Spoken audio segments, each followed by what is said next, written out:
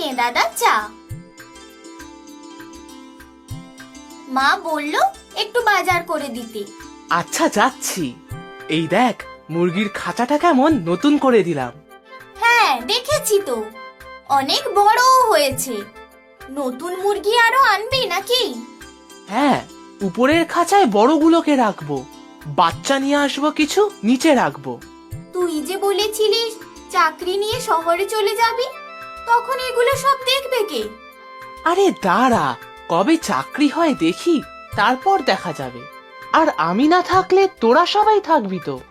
আচ্ছা, সে আমিই দেখব। তবে তুই সবকিছুর যত যত্ন করিস, সে কি আর আমি পারবো? 4-4টে গরু, এতগুলো মুরগি, হাঁস, পুকুরের মাছ, ফুলের বাগান, সবজি বাগান, কম ঝক্কির কাজ?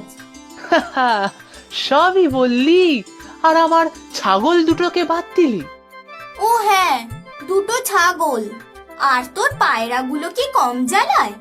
খুব নোংরা করে কিন্তু, রোজ উঠোন পরিষ্কার করতে হয় আমার। আর তোর কালো সাধের কুকুর, ও বুঝি নোংরা করে না? আচ্ছা, তুই এখন বাজার যা, মামা বাড়ির দাদু আসবে আজকে। তাই? দাদু কিন্তু অনেক দিন পর আসছে আমাদের বাড়িতে।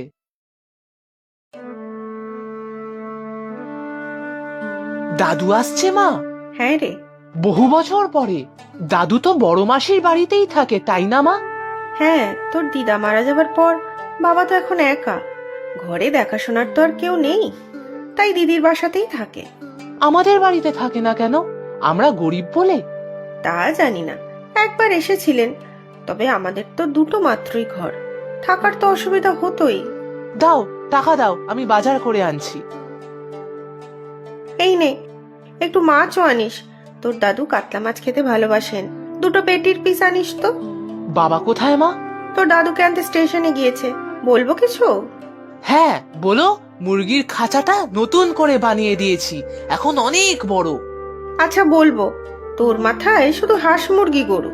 হাহা, এটা তো আমাদের খামার বাড়ি। আচ্ছা, দাদুকে আমাদের হাঁসের ডিমের ঝোল খাইও কিন্তু। ঠিক আছে, রাত্রে আজ পোলাও আর হাঁসের ডিমের ঝোল বানাবো। তুই তাড়াতাড়ি বাজারটা করে আন দেখি, তোর বাবা কিন্তু দাদুকে নিয়ে চলে আসবে আর কিছুক্ষণের মধ্যেই।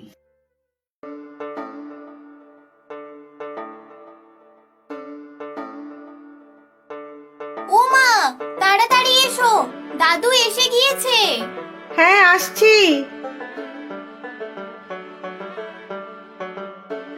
আসুন আসুন। এই রমা, তোর মাকে ডাক। ডেকেছি বাবা, মা আসছে।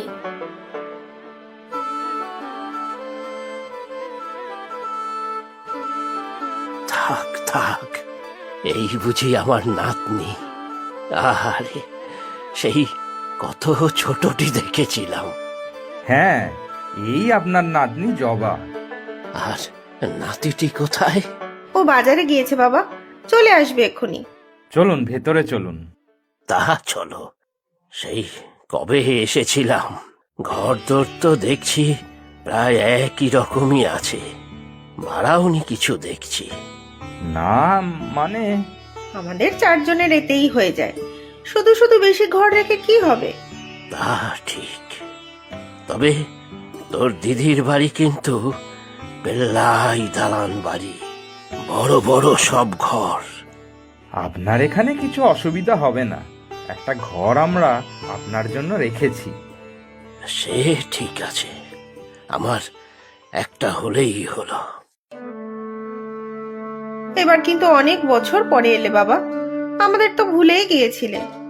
না রে মা, ভুলবো কেন? দেশের বাড়িতে আর একা একা থাকতে পারলাম না, তাই তো তোর দিদির বাড়ি থাকতাম। এখান থেকে সে তো অনেক দূরের পথ। আমাদের বাড়িতে এলে না কেন থাকতে? আমরা গরিব বলে? না রে, গরিব বলে নয়, তবে তোর দিদির বাড়িতে বড় বড় সব ঘর ছিল, ভাবলাম ওখানেই সুবিধা হবে। আমার জন্য তোদের অসুবিধা হোক সেটা আমি চাইনি রে মা। তুমি দাদু আমাদের সাথে থাকলে